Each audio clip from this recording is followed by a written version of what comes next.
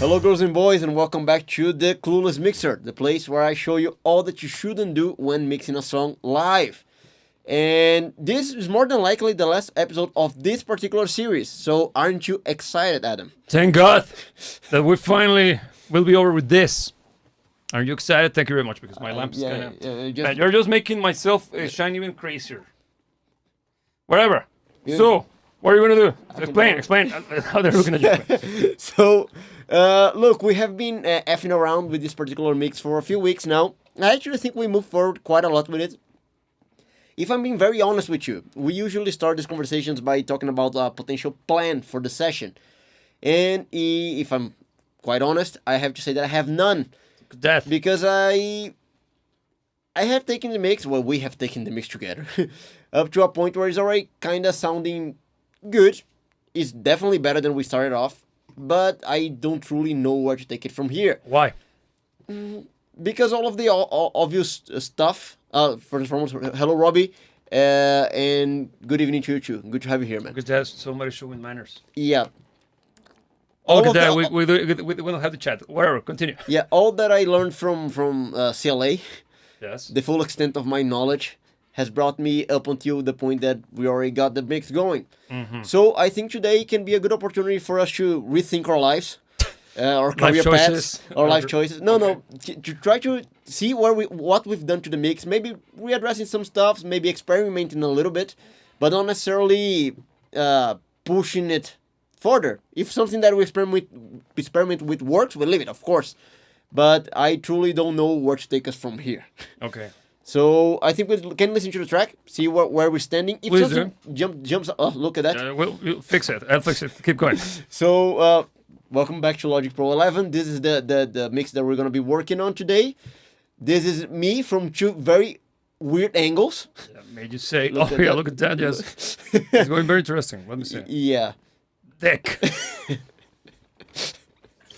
Okay, so Okay, I'm working with what I got, man. Okay, you'll have to go.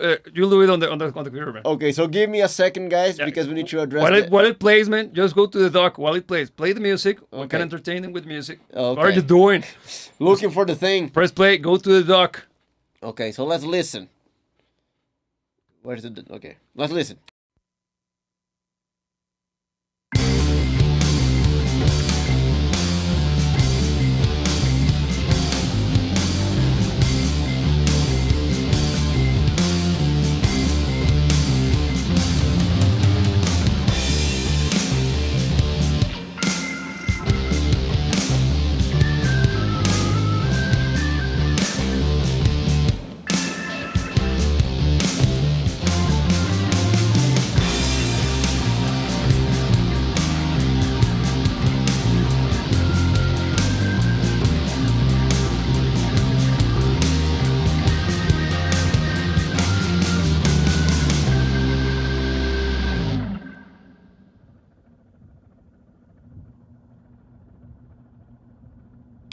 Okay, before we get into anything that actually matters, I need to pinpoint that Robbie is telling you that you're not being good at your job of webmaster. Am I? Because you were Yeah. the one messing around with the cameras, man. Because you know even Robbie knows that was a good spot for using the the thing meme, Yeah. and you You know the failed. thing. So Sorry, I know. Okay, so look, as we listened to it, I decided that some of the knowledge that I gathered out of my many years of not doing this, I've listened to the words pull tech very often. okay, what is that? Pull tech, from the little knowledge that I have, is an EQ, and it's supposed to be a good one. Yeah, I have And to have two clones of it. Yeah, and I haven't used it on this mix yet. So I'm thinking, what if I use a pull tech on the bass? So you're basically thinking in a hashtag me too. Yes, Okay. exactly. So Because why not? what's your plan? I want to pull tech the crap out of the bass Okay, because I want to make it more pull teching. pull techy, pull Okay. tact, if you may. Tact. Yes. And no, I want to see if I can add even more body to the Okay. bass. And since I have never used one, I also want you to take advantage of the opportunity to actually do it because they are renowned and a staple of the industry for a reason. Yes. So could it be just nostalgia? That's actually a good question. Do you think it might be nostalgia? Could it be because it's all of us who are into this whole business of producing music and recording music and mixing music are only chasing the shadow of our precursors? Because we want to believe that if we have the tools that they use to produce the records that inspire us to get into this stupid profession. Do you think that's the case? I'm just saying. Well, I guess maybe it's just a case of me too. Look, Robbie is cautioning me here, saying be careful. What's that? Careful. Well, wear protection, man. Yeah. So let's give it a try. So yes. First and foremost, because as they say, where I come from, without a hat, there is no party. If you know what I mean. Okay, so let me find out which of the bases I actually want to address. Pultec, because I want to go for the more full-bodied one. Let me remind myself which one that is. Yes. So let's listen.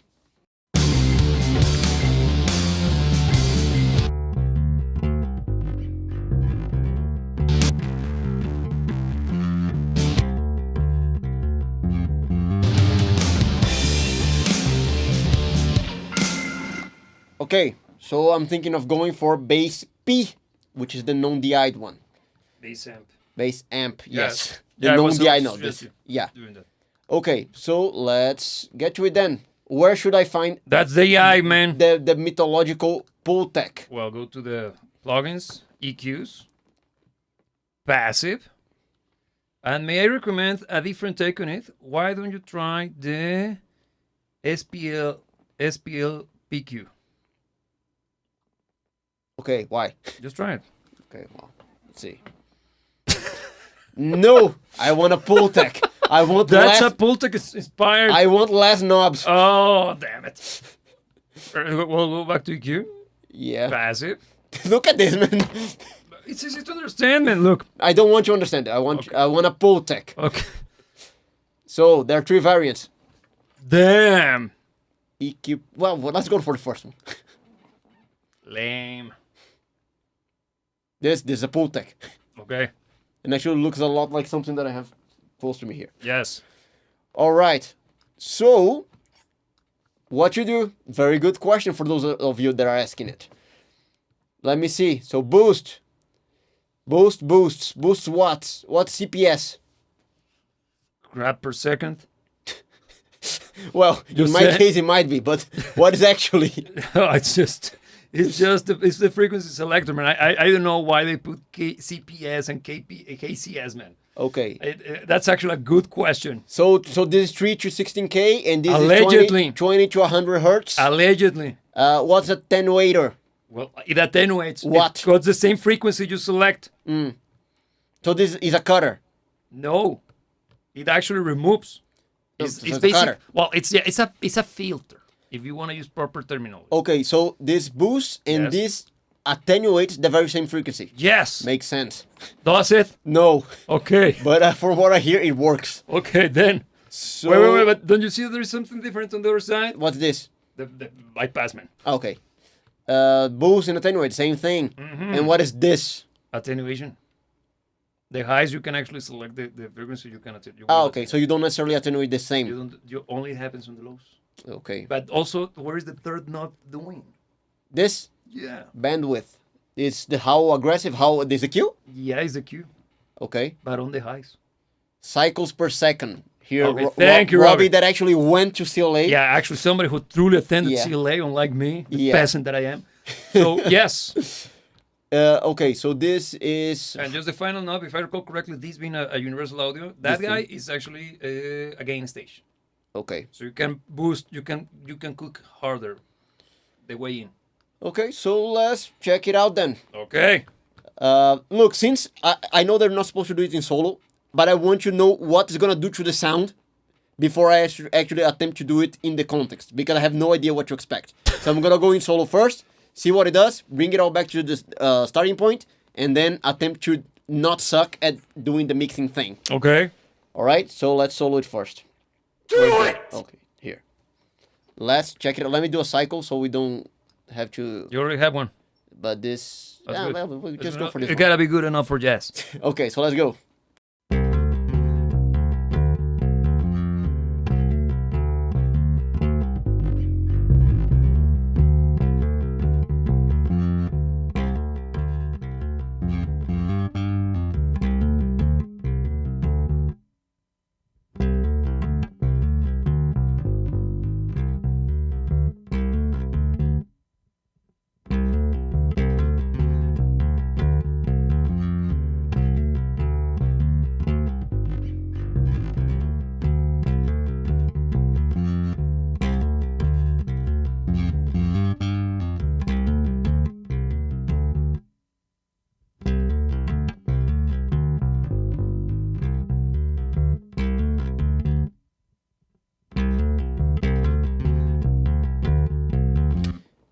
Okay, I have around some. Did you find out? I might have found out. Let's see when I do this in context. So let me bring everything back to the beginning.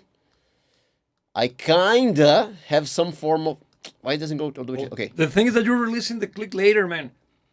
Okay, ahí está. Look, all right. So I kinda have a notion what it's doing to the sound. Well, first and foremost, do you understand what it did? Can you explain? Could you elaborate with words? Or even more than words, if what possible? I did? Yeah, no, what do you think you realize that it's doing?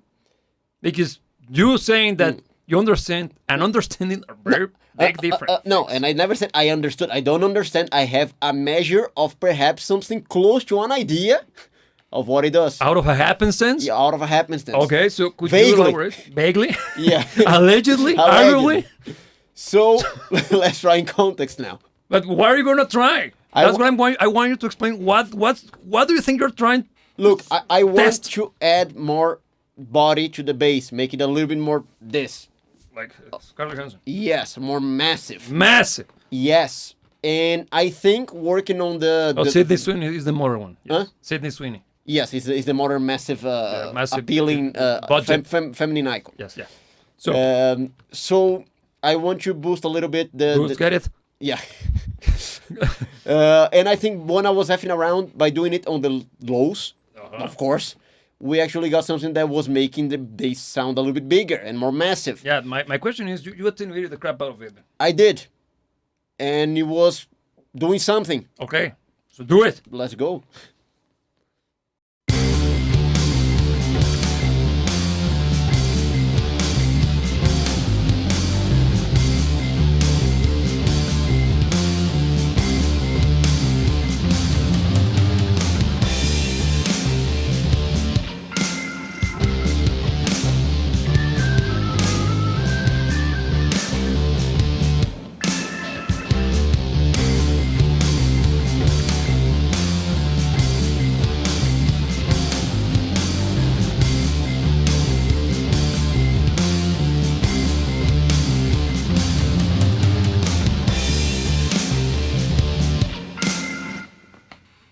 Okay. What the hell was that? Something was done.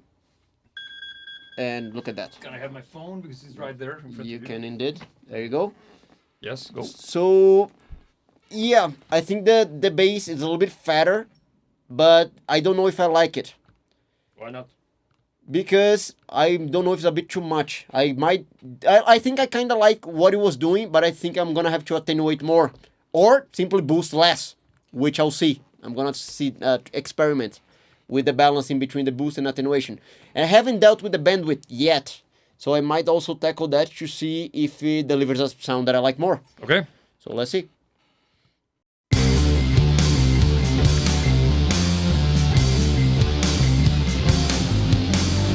Just for the record, man, you won't get any results out of bandwidth without boosting the highs. Ah, okay. So just saying. Yeah. Because if you were about to say, damn, psychoacoustics. No, look. When I was messing around with the highs, even on solo, I didn't feel that what the highs were doing was required from this for this particular context. So I think I'm gonna stick to the lows. Because it was making it a little bit more attacky. Yes. But we are already getting a good chunk of attack. I think I like the attack of the bass where it is. I just want more body. So I don't truly want to F around with this anymore. I think the low end is going to deliver what I want. So I'm not going to deal with the bandwidth then. I'm just going to find a better balance in between the boost and attenuation. Let's go.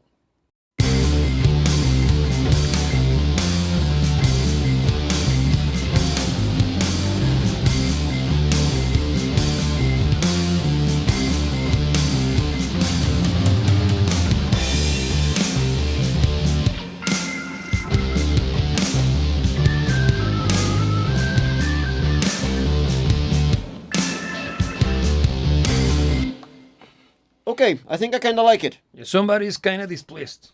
Well, let's see.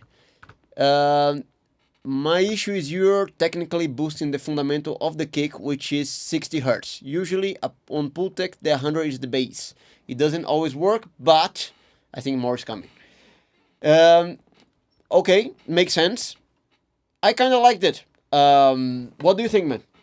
Look, let's try this. Go to insert that regular EQ, the humble Logic EQ. Okay, after? Yeah, this is just because that way you could understand it easier. Where will I find it? Escape. Just click on the top of the channel strip. Oh, there's EQ here. Yeah. Okay, this is what the Pultec way to understand it. Okay, you're gonna work with the shelving, the low pass, the low band. No, not that one. That's the filter. Okay. Okay. That low guy. band. Yes. Yeah. So boost it, and then insert a high pass filter. Low cut. Sorry.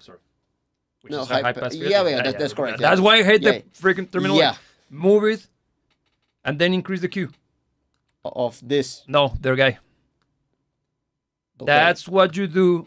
That's you can visualize. It's not necessarily that, but a good way to understand what the whole notion of the Pultec thing is by doing something similar to that what you just did, man. Which creates this resonance here. Create that resonance there, man. That's why you can boost and cut off the same point on the lows. Yeah. The highs, if you set them in a similar way, you could get a similar result. Not necessarily the same because you have a different. It's more variable. Yes. Dependent.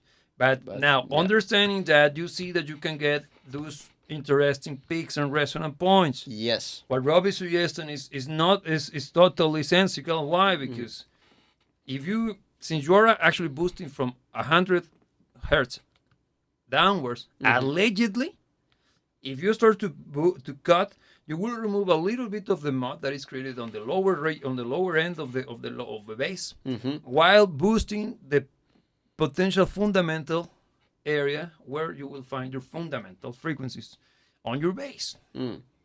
Make sense? Makes sense. That's a good way to understand a Pultec, man. Okay, so... Did you understand?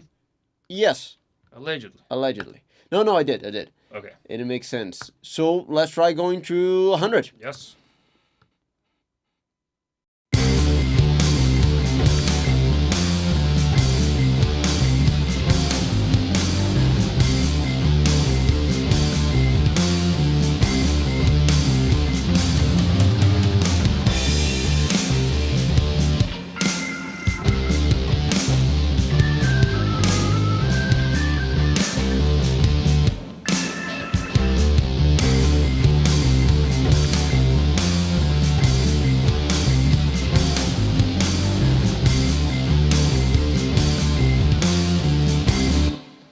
Okay, but now the bass is louder. Of course. Fader.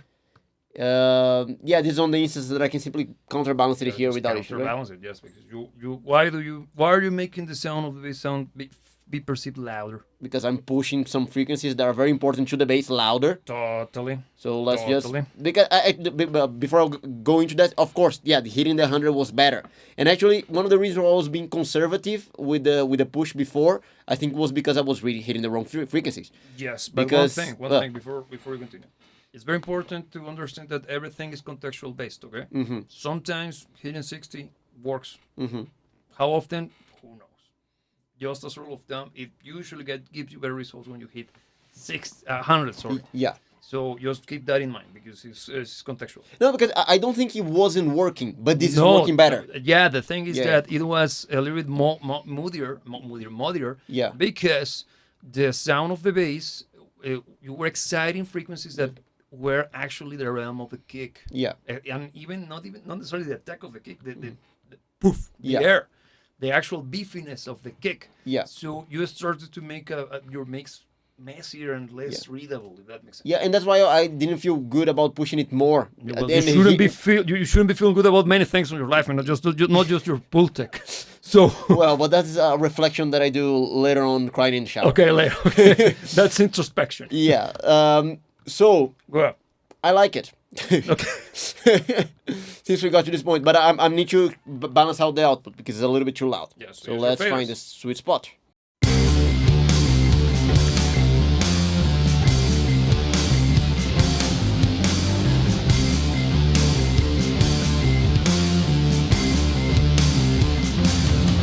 Yeah, I think that does it because it wasn't that much louder, but it was louder enough to be a problem. Okay. Okay, in the end, I think the whole Pultec route actually worked. I think I haven't tried the high end of the Pultec. I think you could do something very good with it. You think so? So yes, let's give it a try since we're here. Because I like how it's actually beefing up a little bit the bass. Look, there where you got it before, I think if you increase a little bit the bandwidth, a little bit, and boost it, I don't know, let's say all the way to 3, you're going to get a little bit more definition. Let's see. Try it.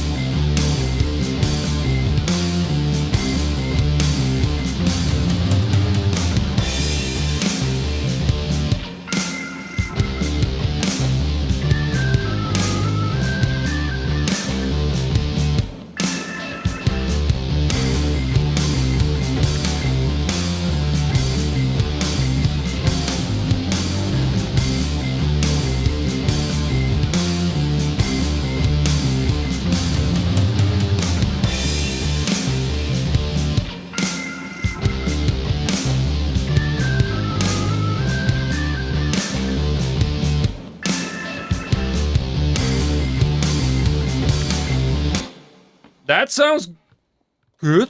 Yep. Especially the kick. Yeah, it's actually getting that. Can you elaborate why? Just saying, are you asking for a friend? Why? Look, the bass is a little bit more defined. I didn't go ballistic. I just pushed a little bit the boost because you even mentioned to push a little bit more. But since I went a little bit aggressive with the bandwidth, I felt that I liked it better with less boost, but with the wider bandwidth. Yeah. I felt that it was adding a little bit more clarity without being super present. The attenuation, I still don't know in very, very practical terms what it does. I understand it in theory, but it worked. Yes. It made it a little bit more tighter? Smoother. No, I felt that the effect of the EQ was smoother, and the sound of the bass got tighter. Yeah, the bass and the kick. Yes. Better because you got a much better and air pushing kick. Don't you think? Your low end feels a bit tighter. Yeah. And also the heft. For those of you who are asking how to get the sound of a kick and bass punchier through use of plugins, here's a technique. Can you explain? You just did. Okay, I did. Okay, so I'll save myself the trouble. So you liked it. I liked it. Okay. What do you guys think? Well, Robbie, tell us what you think now. And the rest? And the rest, of course. So. Okay. So. Let me see. Because I like this. I don't see the need to try to do the same to the other bass. Yeah, I think this does it already, and it was just kind of be just a matter of chasing shadows, trying to apply the same principle to everything. Let me see what else I feel that I could improve. Let's listen a little bit. Huh? Or ruin, of course. It's always a possibility in the most likely scenario as well. Let's listen a little bit.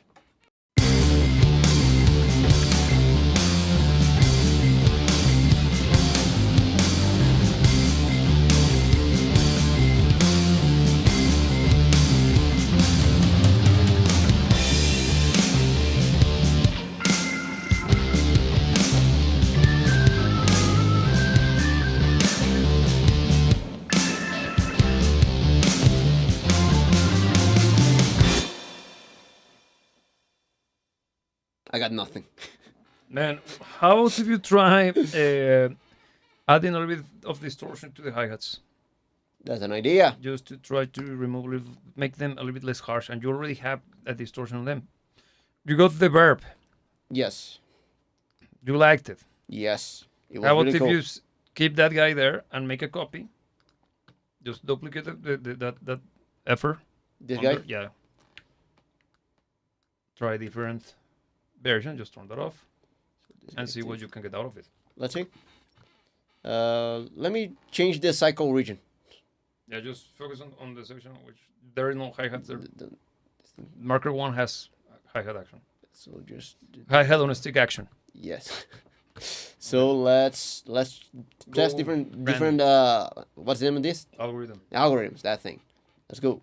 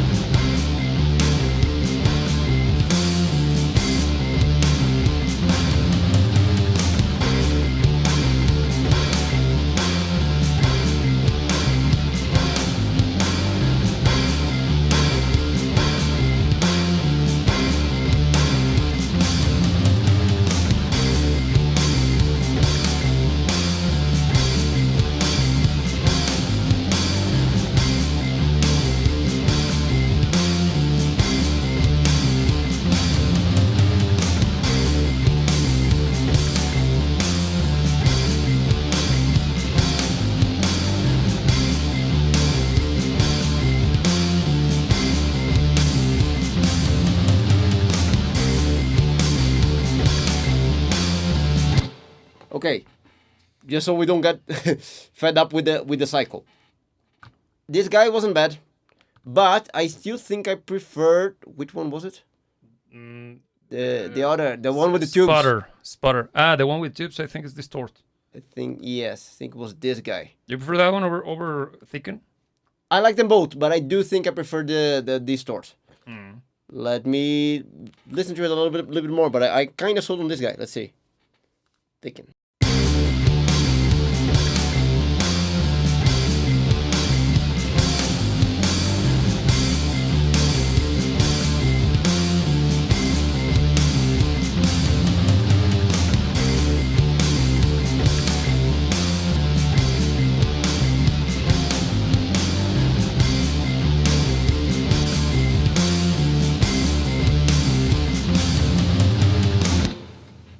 So look, yeah, I think they're both good sounds. The Thicken is darkening up a lot, perhaps way too much for my taste, because it is smoother. It feels way less harsh, but the Distort is making it smoother as well, but it's a little bit more conservative, without killing off the brightness of the hi-hat that much. That's why I think I liked it. The thing is that my OCD brain and my micromanagement brain tells me that you can go for their guy and you can bring up the amount of brightness you want to taste using, I don't know, a Magic Cube. Perhaps. So why not try that out? Just saying. So look, let's... Oh, we already got something here that we know that works, but it's very dark. So let's mag the living shit out of it. Go for it. Is active. Just use the 2-band. 2? Yes, because you're just gonna use the highs. Okay, so let's see. Because you already have the SSL strip cleaning up the sound anyway. Yeah, this is just to add a little bit of definition and brightness. Magic. So is this guy, right? Yeah. Do you understand how to read that bad boy or not? Let me see. Input attenuation. Yes. So less input. Yes, because the mag has part of the sound is the transformers, and it's the saturation that it adds to the air band. So you can minimize it or control it through the use of the attenuation knob. All right. So this guy, I suppose, is the gain knob for the LMF. The lows. Is the LMF. This frequency selector. Yes, but why does it has red buttons? I have no idea. Because there is a freaking knob, not a switch. This. No. This. That. Okay. If you flip it red, you're gonna. I assume there's gonna be hitting those bands. Yeah. And what do you think that's doing? Changing the shape of the EQ? Like low mother funker. Or what do you think it stands for? Low mids. Of course. Yes. And then you have the air band. And that's it. Yeah, and we can start at 2.5K and go all the way to 40, which is kind of insane. Yeah, but do you know why? Because it's a slope. Yes. Yes. A slippery one. Yes, as it usually is. Yes. So, So just cause we're talking about a hi-hat, I'm gonna start at, let's say, 10. Let's say 5. Yeah, 5 is better. Yeah, and start adding, and let's see what kind of results we get.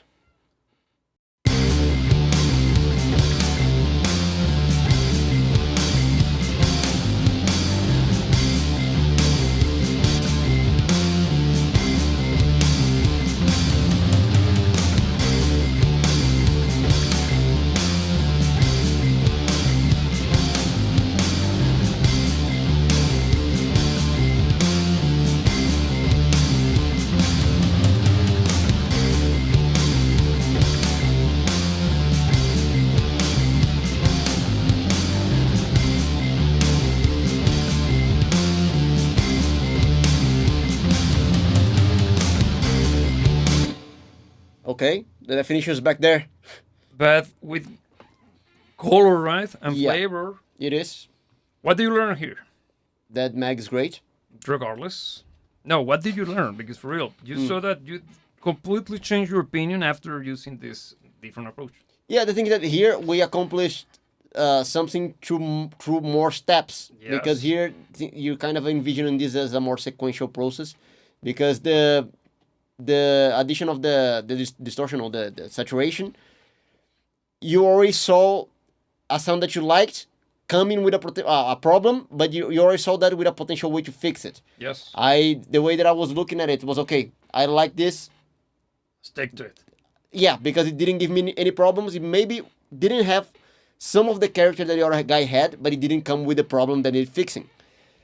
So this was kind of a longer route to get to a better result. It makes me think of those memes on which you see a hot chick walking by and there is a guy looking at her like, why is she single? And then her son appears. Just saying. Oh, that's why. Yeah, that's why. Exactly. No, but look, good point, because I saw recommendation. The reason why I recommended you to do this is because I heard what you were doing with one of the EQs, with the Verb plugin. Yeah. Then I found it to be better. Mm-hmm. But of course, I could see that it was darkening the sound in a good and pleasant way. Yeah. The thing is that I wanted to preserve what the thing was doing already, Mm-hmm. but but also bringing back the sound of the cymbals. Now that we got a less harsh sound, you would bring up the good stuff, Mm-hmm. sans the harshness. Yeah. Do you get? Yeah, and it does make sense. Once again, it's one extra step to the mix, but it delivers because the texture that the thickened thing was adding to the hi-hats was better than the one added by the other effort. So would you say it makes sense? It does make sense. Of course! Yes. So Okay, so hi-hats improved indeed. yes. Look, How about if you add a little bit of modulation? to the hi-hats? Yeah, because that's actually a technique you develop on the drum kit. Yeah, and it kind of worked, didn't it? It was Somehow. kind of weird, but it delivered. So, can you explain it? Because that's so far-fetched, So almost borderline idiotic, He's but ref- it works. he's referring to a particular instance of me effing around in a way that somehow led to good results. Because I was working on an electronic drum kit, so of course I'm playing to samples because I'm an electric drum kit, and to try to add a little bit of realism and simply a more natural vibe to the sound of the kit. One of the things that I did to the hi-hats was adding a little bit of flanger, a little bit, and what it was doing was kind of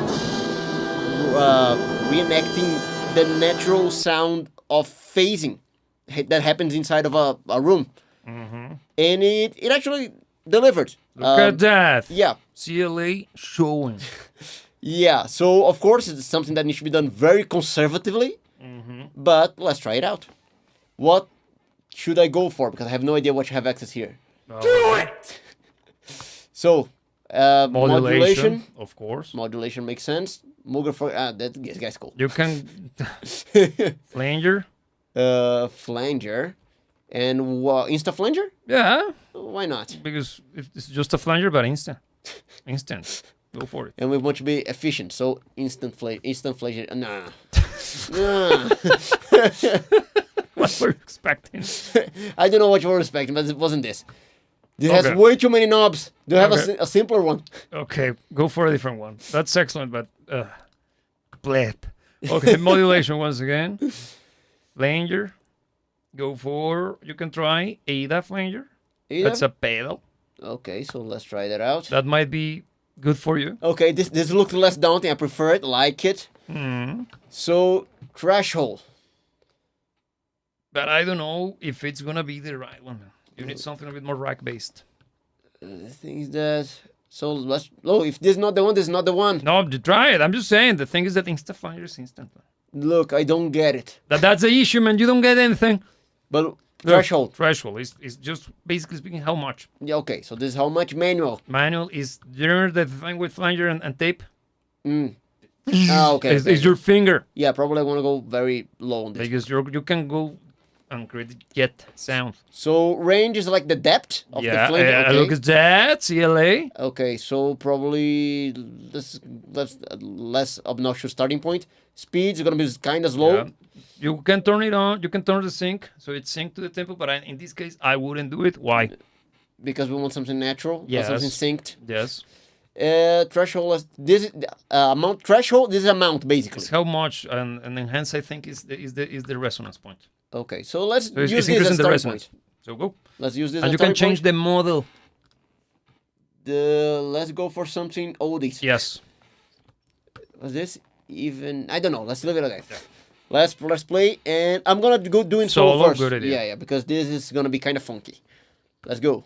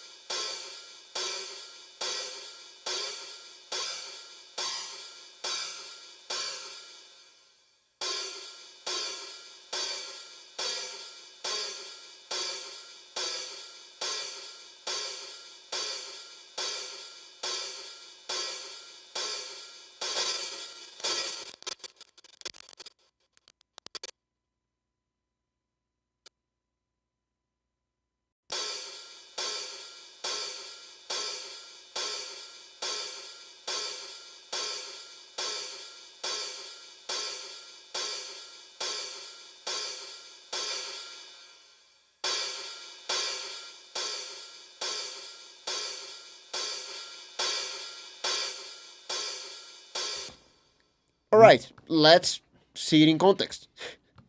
I'm gonna start without, and then I'm gonna bring it in. Yes. Just be mindful that there is a little bit of a drop in volume. There is indeed, yes. There is no output here. What's this output? I think that's You can that's one. So let me Solve it again. go back to this and compensate here.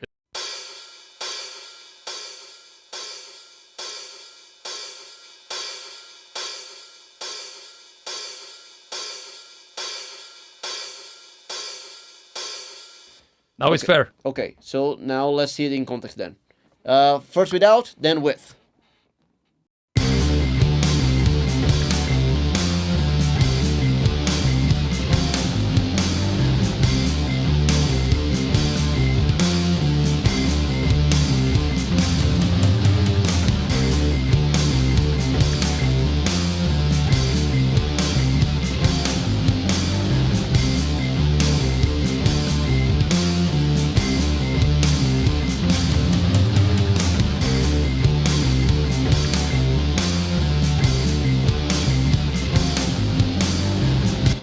All right. Look at that. Yeah, Look at that. not bad actually. No, man. I didn't go ballistic. This is actually very subtle. You shouldn't, because the difference you're- is not huge, but But it's you're inserting it. yeah, but it's making a difference. It's making the highs a little bit more natural. Yeah. I like it. Very good, man. And can you explain why? Can you explain your moves? So look, I needed to be way more conservative than I expected. Still, because the manual was the one that made it the most obnoxious whenever I pushed it. Yes. So very low, but enough to be perceivable. I went when we in solo I went a little bit more aggressive with the threshold because I liked what was doing. But then when I got a little bit more context, it felt kind of off. Artificial, right? Yeah, artificial. But that's and it's counterpointing what we're attempting to do here. Yes. But a little bit less. Well, considerably less. Actually, kind of worked. I still haven't messed around with the enhance because since I don't. You might with that you're going to increase the resonance of the manual. Let's see. I don't know if I'm gonna get any benefit out of doing it, but let's try it.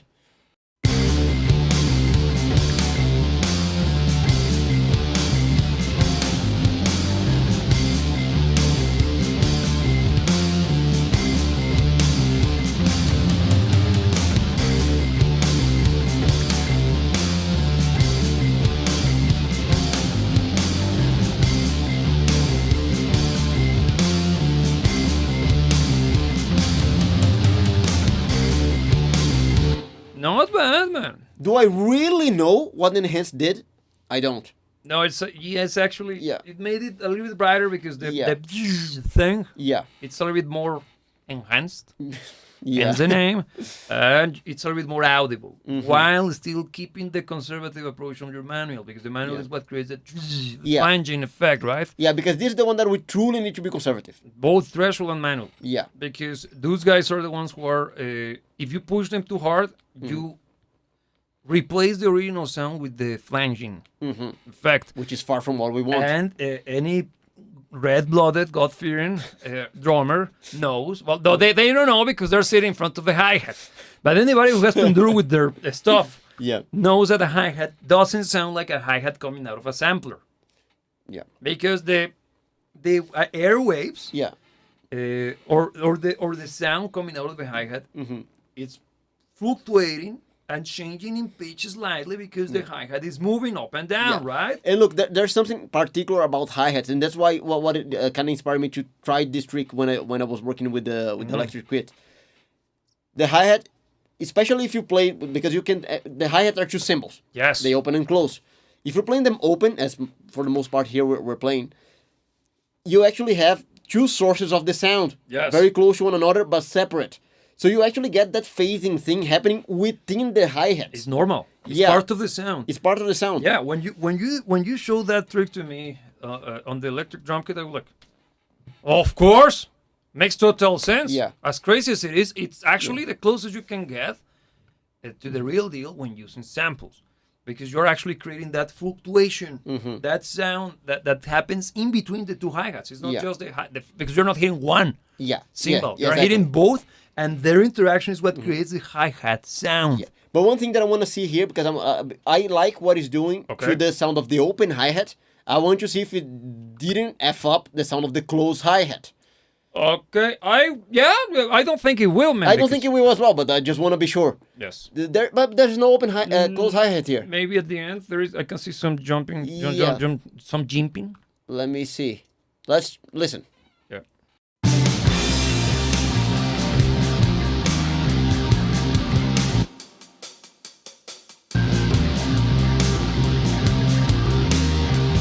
Okay, let's actually compare this section. I like what it's doing, but let's just bring the flanger to compare with or without on this section now. Okay.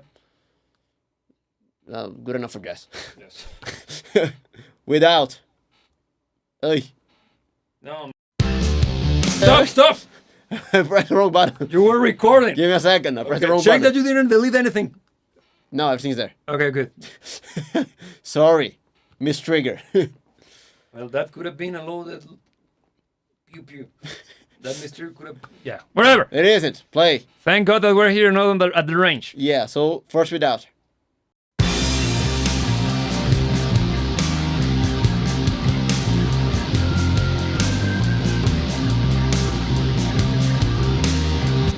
What did you do? I don't know. It's not working. It isn't. Oh, Now it is. Wherever. Well, trying once again. First without.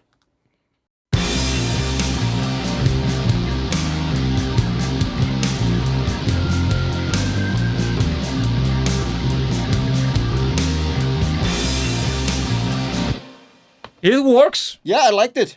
And it's making the perceived loudness of the hi-hats to be much more audible. But it's not because it's louder. You know why?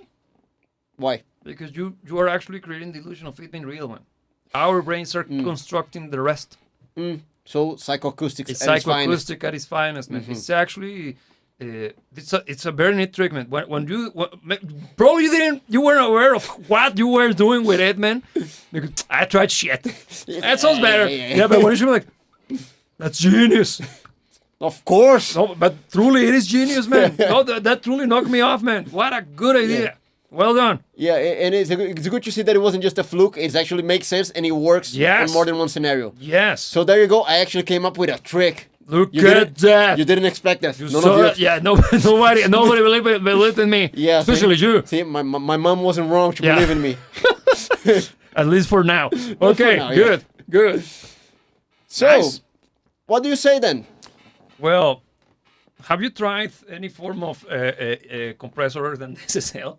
No, I don't think so. Let's check. Go around. Let's wow. Just click on anything. Bring the mixer, man. Bring the mixer. Okay, this. We don't know what you got inserted, man. Yes. And here we got comments, man. I can read them. Okay, so I learned something. Look at that. For a change. Yeah. Okay. Nobody expected to actually come out of this with some knowledge. No, it looks that. Yeah. Okay, but dude, what was the point of you opening the mixer?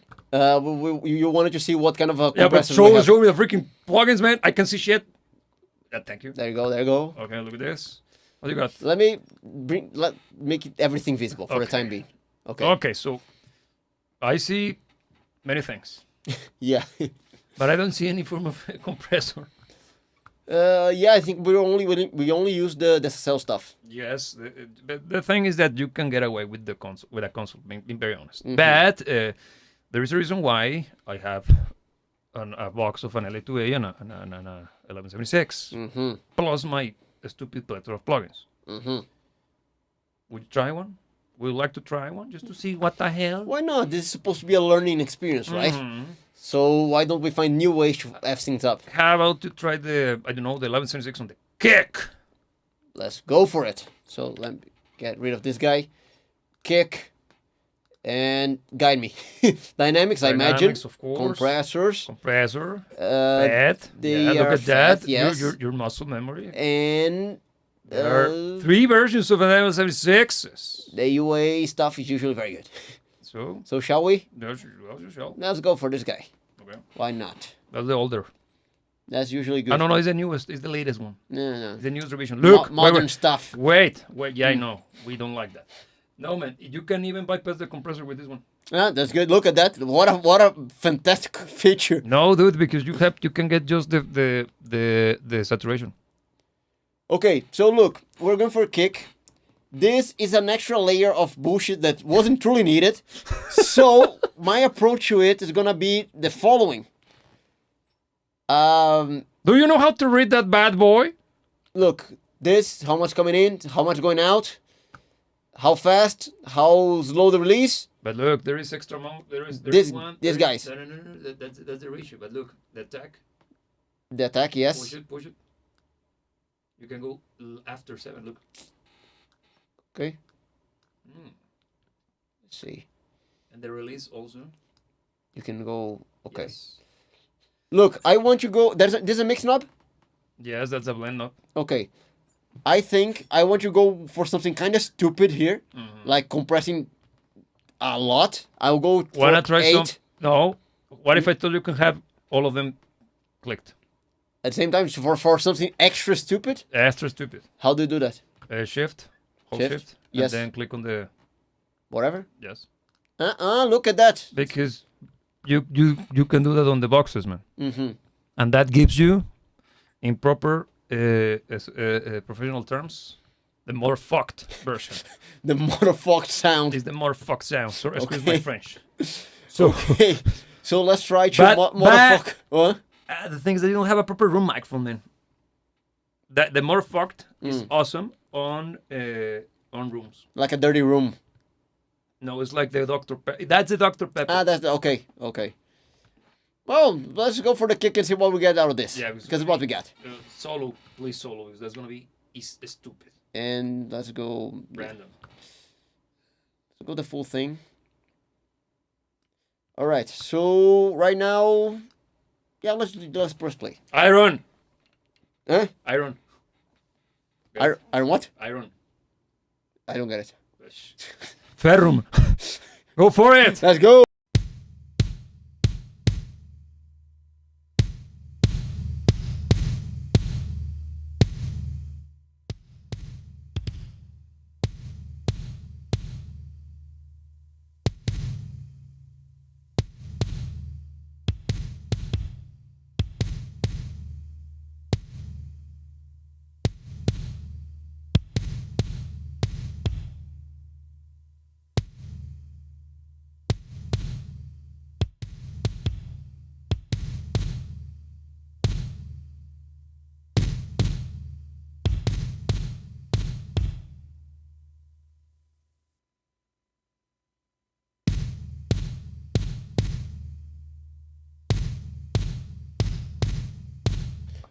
Does this sound absurd enough for you? Yes, but it's not terrible. Look, I was expecting something shittier. The thing is this.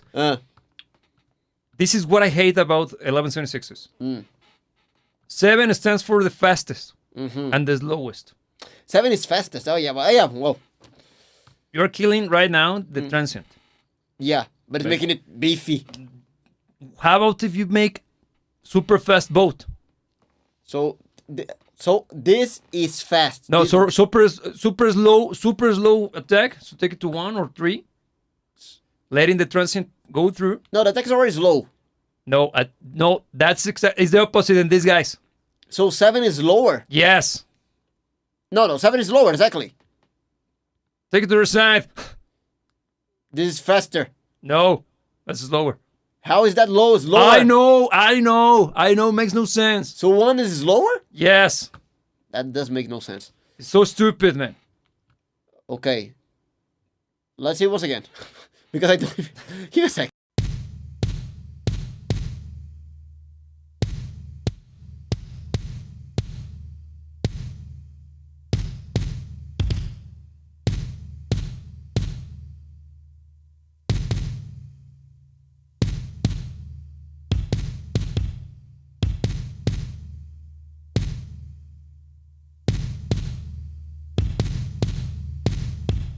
No, wait. Okay. I think this could work in the context, man. Just make sure that you have proper level matching. I think this is gonna be way too stupid. No. But let's see. Just level match before you blend it in with the mix. Okay, so let's go still on solo for the time being.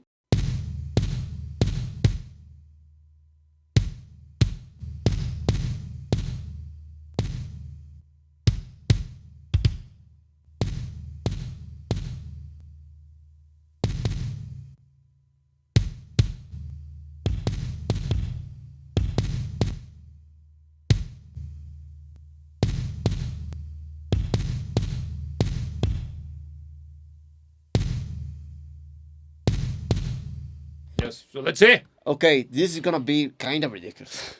Let's go. Let me do this correctly. Allegedly. Here.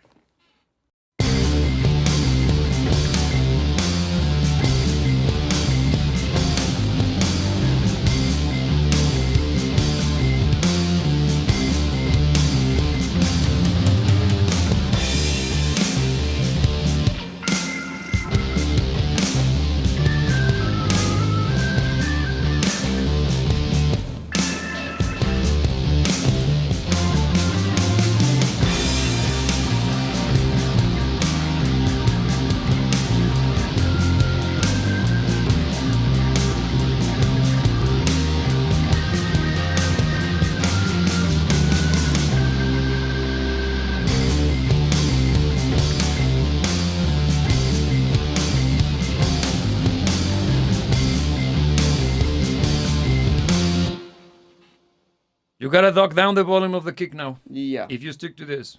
Yes, I It's do. not bad, man. The thing is, I hate this tiny mix knob that I I don't know everybody hates it, but that's how they decided to make it. Yeah. Because I know they're not supposed to mix with your eyes. But I have No. no idea where What I'm you're standing doing. here. Yeah. Probably the reason why they did it like that is like through your ears. Yeah. Because I kind of like it. being very honest, even though it's kind of absurd. Yeah, but again, I can hear the click on top of everything when it hits. You will have to duck down if you stick to this sound. The thing that this is one of those things that you should have done at the beginning. Yeah. Because this is much more of an aesthetic. Because kind of giving you that bonzo, huge drum sound, which works here for the context of this mix. Yeah, because it's kind of in the vein of this kind of stoner rock kind of style. All this track, right? Yeah, but I think I'm gonna lower the mix even further. The thing that I feel no control over what I'm doing with the mix. The thing is that you're actually quite high on the mix, man. Because drop it all the way down just for you to see. You see, that's that's 0. Okay, so let's try again. I'm gonna bring it in. It was way too much. You know what you can do? On the board, click where it says focus. Yes. And now you can use that controller, that encoder. Yeah. To move the. Beautiful. Now you can do it beautifully. Okay, excellent. But it needs to be on top of this, right? On top of the guy. If you are not there, it's not controlling anything. Okay, still doing it. It is doing it. It isn't it. Okay, so let's try again. Starting from nothing and bringing in the mix little by little.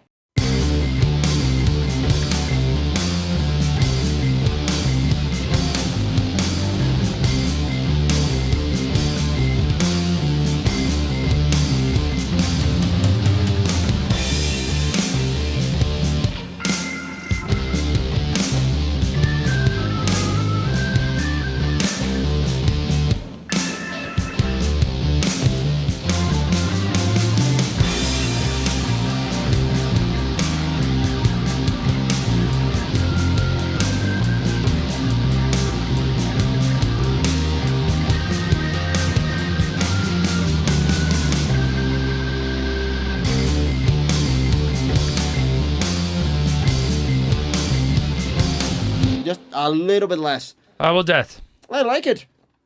Of course, we're going a little bit more subtle with the approach here. It's always like that, man, when mixing. Yeah, especially because, as you mentioned, we could have gone a little bit more aggressive with this if we did it in the beginning. Yes.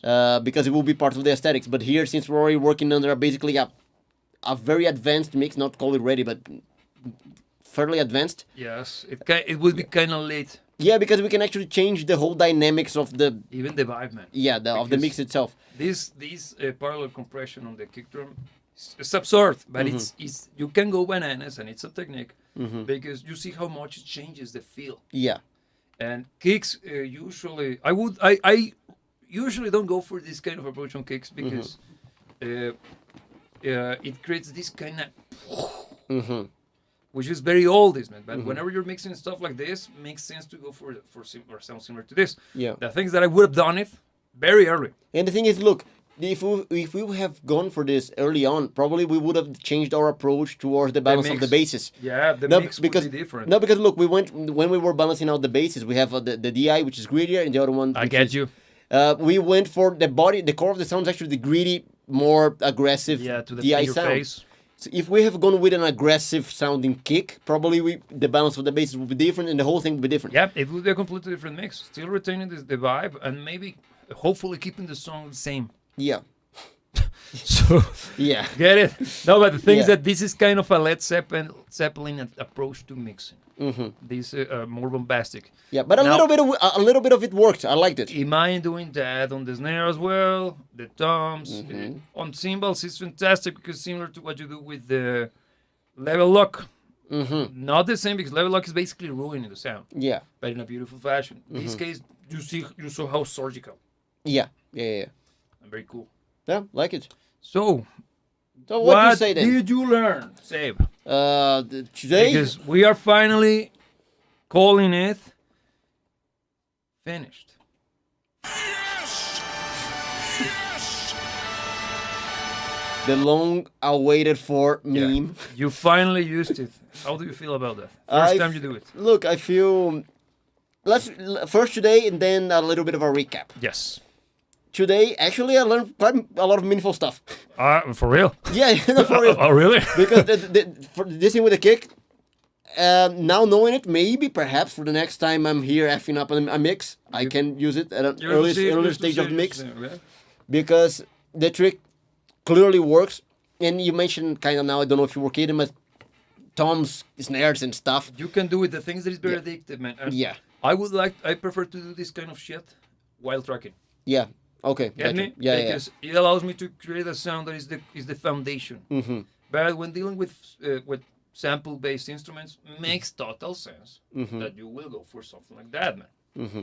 So, continue. So look, okay, so let me see here. Robbie saying, well done, Thiago, for taking on the challenge. Thank you, Robbie. Taking on might be a little bit of strong words, but... Yeah, because I was pushed into it. And you're in good part responsible for that, Robbie. So I have you to thank for this. Thank is also kind of a strong word, but... yeah. Okay. No, but look, jokes aside, it has been an interesting experience. I hope it has been enjoyable on the other end as well. Because I have been into this world, just kind of in the realm of music mixing for a while by watching you doing your thing. And I have been exposed to some of the theories, some of the reasoning, some of the moves for a while. It's very different to be the one actually pulling the tricks and making the moves. Because it's kind of easy to analyze if something that somebody else did was correct or incorrect. It's very hard to be the one doing it. Because doing the moves require you to first have a little bit of knowledge, the technique that allows you to know what you're doing. And secondly, and most importantly, the taste.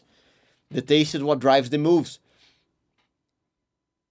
Having enough taste to be able to know if somebody else made a good move or not is not that hard. Having enough good taste to be able to make the move yourself and finding the sweet spot, that's very tricky. And it's something that I'm learning now. Because I don't consider myself someone with a great ear. I'm developing. I'm in the process of developing a good ear for this kind of stuff. By being in music for a good while, I have a notion, but it's way lesser than I wanted to believe now being in this position. That's why I needed so much assistance from Robbie and from you as well. But it has been a learning process. I do think I come out of it better than I came in. I want to believe. And I hope you guys agree with me on that one. Right. No, for real. Okay, yeah. Yeah, and I do think I've learned stuff along the way. Okay, so out of this whole experience, what was the most terrifying moment? Which was the most terrifying moment? I think it was the very, very beginning. Really? To sit here for the first time. Because even though... All faders down. Yeah, because I think the mix get harder as you go. Because you have... It does. You have less obvious stuff to address. And then's where taste truly comes into play. Because you need to be a little bit more in-depth in order to even know what to do. Or envision moves for what you want to do with the track. Yeah, I would even dare to say that it's when IQ also kicks in, man. Because it's not just taste. Because what's the point of having a good taste if you don't know what to do? Yeah, and that's of course. And also maybe knowledge, acquisition of knowledge is attainable to anybody. But the execution and actual practical use for that knowledge is where a good portion of people falls for. Fails at. Gotcha. And everybody can hear can see when something sounds like shit, man. Yeah. But very few could pinpoint the problem, and even fewer will be able to come up with a way to address it. Yeah, of course. And that's where I think it is the hardest point in the mix. Yeah, indeed. So what do you think now that you did it? No, but look, even though this is correct, the further down the mix you go, the harder it is, and the more it requires of your experience, of your knowledge. I still think that the toughest moment was the very beginning because of how new it was. Because I didn't come to do this with previous experience in mixing. I had some theoretical or even, not even theoretical, it was just by observation. Anecdotal? Anecdotal at best. So I never had the chance to go hands-on. The hands-on factor was the biggest barrier for me. Getting the feel of how things work. I'm not even talking Surface. Surface actually made my life a lot easier. Good point. Yeah, because this tactile feel that I'm being spoiled by here in my first mix already made things a lot easier on that regard. Question. You work with that guy on screen. Yes. Yes. How is your experience after using it. And here is the deal. I'm not sponsored by yourself yet, okay? So I'm not selling shit. I just want an honest opinion. Because you were working a few hours before hitting this live stream. Yeah. You were working downstairs on a mouse. Yes. On something completely different, sound design, but well. But whatever, yes. This guy is a game changer. Even though I know it's a kind of a hard sell if you haven't gone hands-on yet. Because if you're just looking at it at a very theoretical level, it feels like it's way too much money to put on something that is simply a more tactile way to do something that you can already do. With your mouse. With your mouse. But the feel of it is not only more practical, it's better. It leads to better results because it makes you rely less on your eyes. And this is supposed to be felt, right? All that we're doing here is to make music feel good. And an approach that relies more on feel naturally pushes more in that direction. And I don't think this is a detail. I think this is a makes a big difference when it comes to getting good results out of this. I'm not saying that it's fundamental or a definitive factor. You can definitely get good results out of mixing with a mouse, especially if you know what you're doing, unlike me. But this makes life a lot easier. Let's play not devil's advocate, like fantasy football. Let's say that you would be getting into mixing. What would be your picks, the tools you would get with a limited budget, of course, to get you started now that you experience this whole thing? Asking for a friend. Look, one thing, since it is something that I can talk about, even though I'm just starting off. You're still a little boy. Because I'm starting off in a setup that is way above my own expertise. But just the fact that I can trust what I hear is probably the thing number one. I think you have here, of course, it might be overkill for someone who's only starting, having 3 separate monitoring setups. But probably my first investment will be in good monitoring. Maybe just one set of monitors, but a great one. And you realize that today you mix the entire time on the horror tones? Yeah. Now you believe, right? Yeah. Yeah, they're not the best sounding, but they are probably the best tool for the job. Yes, they sound like gas. Yeah. So probably good monitoring will be thing number one. Seeing how much the stereo stuff, let's say stereo compressors and stuff, actually have a meaningful impact to the mix. Probably if we're talking about pieces of gear, probably I would get something great for the stereo bus. Plugins wise? No, I'm talking hardware. If I want to go hardware, because plugins are a little bit more easier to acquire, even in more quantity. Yes. So probably if I were beginning, I would get through plugins most of my needs, like in EQ, in equalizers and in effects and stuff like that. And if I needed to be very conscious of getting, let's say, 1 or 2 actual boxes, probably I would focus on the stereo bus. And then little by little try to replace stuff that I was doing with software with actual analog boxes. Well, how about converters? Well, I treat converters basically as the monitoring setup. The thing is that your interface, if you're going to start to add hardware, you need an interface with more outputs than inputs. And that's where you start to get into serious trouble. Because at that point, it's no longer interfaces, are converters. Yeah. Because you will end up using the ones that have no preamps built in, the ones that have basically, some of the modern ones, the one that I'm gonna get to once we expand the studio next year, that was a Freudian slip. Sorry, spoiler alert. It's gonna be getting a much bigger Antelope audio. It will come with DSP, but zero. Show yourself. No, it's because I want you to show them that one. Yes. Because that guy will have some form of actual DSP. It has a DSP, but no built-in preamps. Because, the preamp situation will be covered. You'll see, it's gonna be nice. Yeah. But way too much foreshadowing, but is that well? Yeah, well, I'm at it already. Yeah. But yes, the thing is that at that point you're getting into serious trouble. So plugin wise, You tried some. Look, out of the plugins that we use here, let's see. Let me actually have a look. Yeah.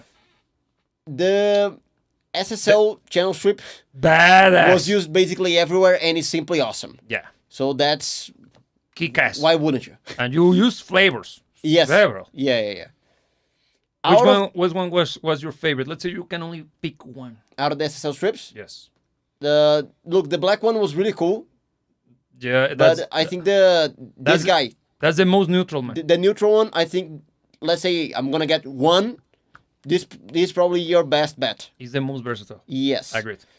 And it covers a lot of bases. Yeah, it's the modern one. I think that's the 9000. Because just that plugin alone probably gonna help you cover quite a lot of bases. Basically everything. Yeah. So But also, yeah, fantastic. Damn. When it comes to the more, esoteric. not even esoteric, but a little bit less versatile. Yes. Let's say talking about EQs, the mag is awesome. Mm-hmm. It's not gonna be your default EQ for anything because it does the mag, but it's awesome. Excellent on vocals, very good on guitar. Yeah. Excellent on piano. I loved this thing, the saturation that we used on the drums. That's good. This one I didn't know from before. I think I saw you using it before, but Yes.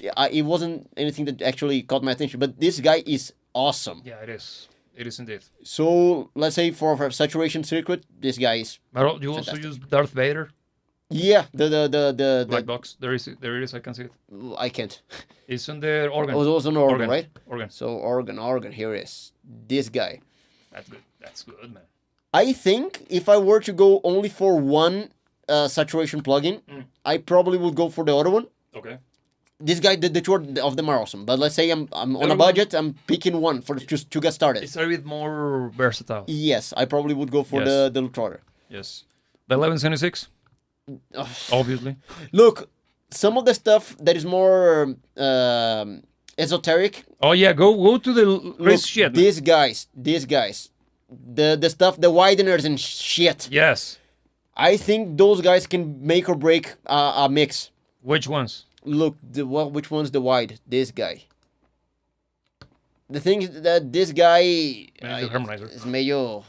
What? Look, let's say Robbie is saying Loop Trotter would be interesting to put at the end of this mix. Oh yeah. Okay, that's an interesting suggestion. Yeah, before we go, you can give a spin to that, man. Okay. Because it's a stereo effect. It's not exclusive for drums. I love it on drums because you saw what it did. Yes, it was awesome. But finish up before you try that out. Okay. Because you can go with a bang. Look, the wideners. The wideners they feel like less of a necessity than, let's say, EQers and compressors. Mm-hmm. But the impact that they have on how the mix feels, and I think they can be the thing that set it apart. It's a game changer. It's the game changer thing. Because you got the H9000 and the VX digital. Yes. The digital, show them the digital. So this guy's always so the digital. Here it is. Very daunting. I don't know how to explain it to you because I don't know it myself. Move shit. You just simply send stuff to it and it worked. Yeah, but I think if you get it, copy the settings. Yeah, I think this is a plugin that if you already covered the ultra basic basis, I think this is a great pick. It's way too good, man. It's a great pick. Yeah, that could be the only cue you could need. No, for real. The thing is that it's that versatile. Mm-hmm. Very, very good. The thing is that it's tough. So yeah, so the wideners and stuff. Delays. Your delays. The delays where's the freaking Echo Boy? Here he is. There is what's not to love about that guy. No, very good, man. Very, very good. We went for a not necessarily delay approach to it. Not necessarily orthodox. Yes. Yeah, it wasn't to get the delay effect. Yes. But it did wonders here because it was about fattening and make it a little bit more interesting. Totally. So and since it's a delay, so you can actually use it as a delay effect. It just shows how useful it can be because even if you don't need the delay effect, it can still be used on basically any mix. Yes. Reverbs. The same for micro shift. Yes. This guy. Isn't that lovely? Look at that. Once again, sound toys. Almost like they make good shit. Yeah. So this is the kind of stuff as well, even though it's seen at face value as an effect. It's more than that. This is the spark that can be thrown in many different places on your mix. Yes. So not necessarily just because you need micro pitching. No, it does more than that. But also, I can see that you got an SP 200, 2016. Where's yeah, just after, yes. Mm.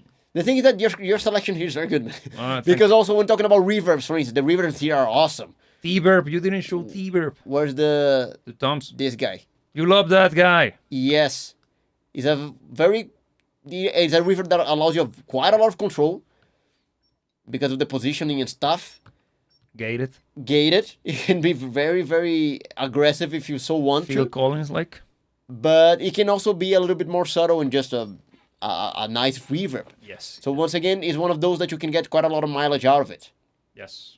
But honestly, what was the reverb that I was looking for? It was SSL? the super plate. A super plate. Because the super plate is a little bit more Super. directed. It's not because that guy's a little bit more funky. Yes. But this guy sounds awesome. It simply sounds very, very good. I've seen you using it in plenty of different instances, and it always delivers. It does, right? It's very, very versatile. Yeah. Has a very nice sound. And Very it has musical. plenty of different Color reverb options. circuits. Yes, it does indeed. That's a very good. If you were to look for a proper reverb to get started, I would recommend this guy and the next one, the SP 2016. That guy. Yes. With those two guys, you get the color and the texture from the plate reverb, and you get the versatility and the cleanliness of the digital plugin, the digital reverb. Yeah. That one. So you cover basically all of the bases. Because look, there are a few plugins that I like that I haven't actually gotten the chance to use because Yes. Well, you used. like the split EQ, like the track spacer and stuff like that. Are you gonna show them the rear? There, the parallel compression. Let me see. These guys. The first one, that one. The kick, snare and bass. Just show them that one. Kick, snare and bass. Where that was not even used. Just, yeah, okay. No, but that way. Oh, it's this guy, yeah. This guy. You like that guy. That was awesome. Yeah, but no, the KSB. Kick, snare and bass. Oh, okay. You didn't use it. Now what is it? Don't you like that? But this guy is here simply adding. No, you have it on the stereo bus. Yeah, that in pixie dust there. Yes. Because I didn't touch it. Yeah. I won't.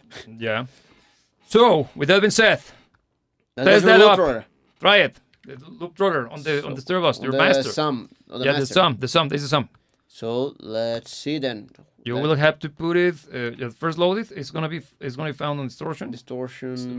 Buzz Magic. Yeah.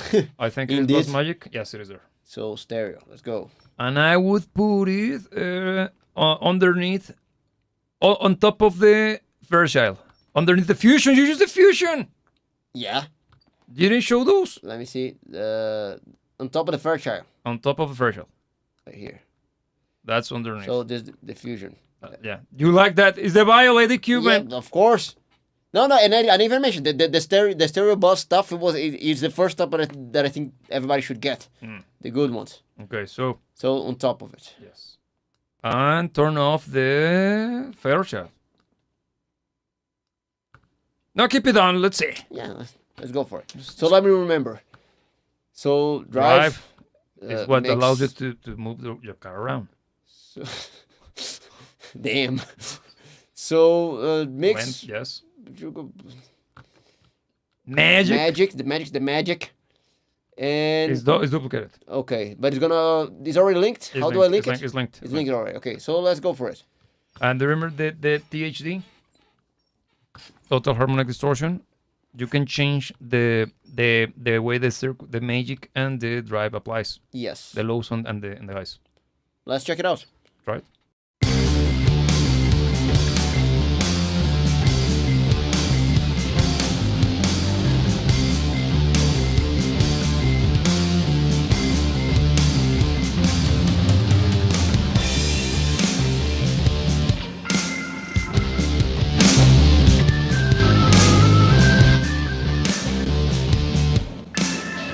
Yeah. That was lame. Yeah, because I was effing around saying, okay, I don't hear it. Yeah, we're like psychoacoustics. I was hoping for you to say, No. that's awesome.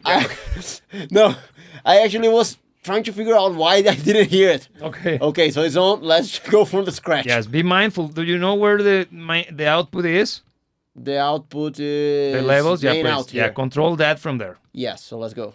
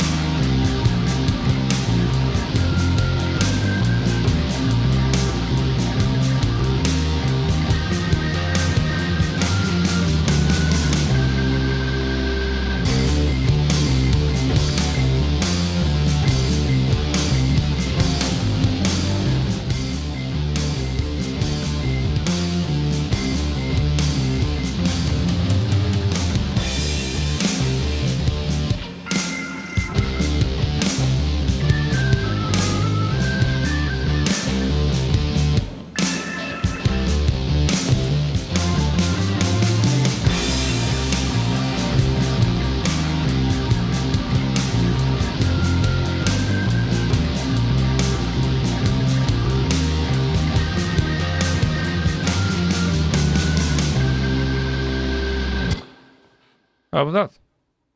Pretty cool. I would go for the mono maker. I can't remember how that works. It's underneath. Where you have the main output? Mm-hmm. Mono maker, okay. There. I would go and keep everything that is probably... Put it on 200, turn it on, please. Yes. And then push that guy, not that much, somewhere there, just to keep... Make sure that you keep the kick and the bass there, and might help. Okay. So let's see. Yeah. Let's see what we got. Go off.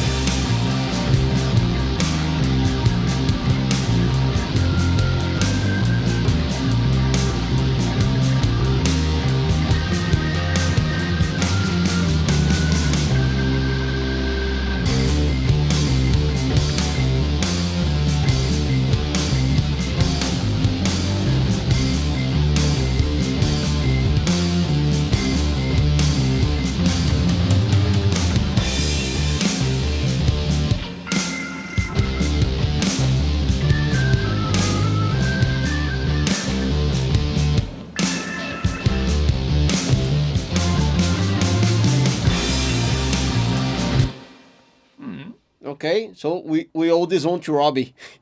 Do you like it? It's very cool. Do you like it? Yeah, me too. It's a great system, and that's a box that I want to get. The real deal? Yeah. Is three rack units No, wrong? it's just one.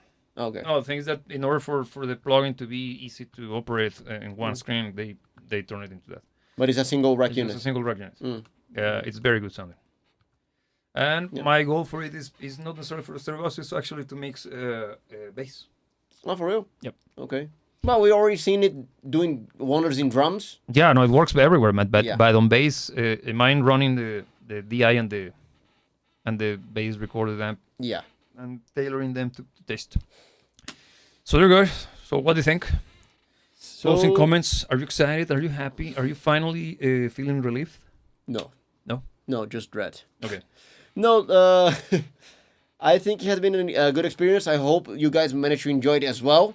Robbie here saying that it added a bit of weight. Indeed, it feels a little bit more substantial, the whole thing, and without effing up what was done before. I think the since we're already kind of backtracking something that's affecting the whole track at this point in time, playing it kind of conservatively, but I truly like what it did.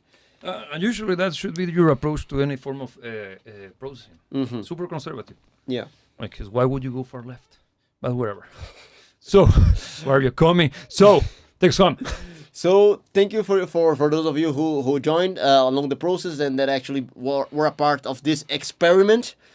If this experiment proved to have been successful enough, which probably more than likely it won't, soon in the future you're gonna go back to seeing me doing this kind of stuff. But for a period of time, you can rejoice to actually be able to learn something with him being the one making the post. And on that note, we're gonna start off next week with probably the most audacious, most advanced, most absurd project we have ever embarked in this channel on the live streams. I'm gonna leave it there. But it's gonna be multidisciplinary, and I'm not joking. So math, sciences, math and science, the occult, the occult. Yeah, we'll do everything. Yeah, and in between. So, with that being said, yeah. So don't let anybody tell you what to dream about. Yes, and remember that we'll see you when we see you. Yeah, let me find the freaking way out. There it is.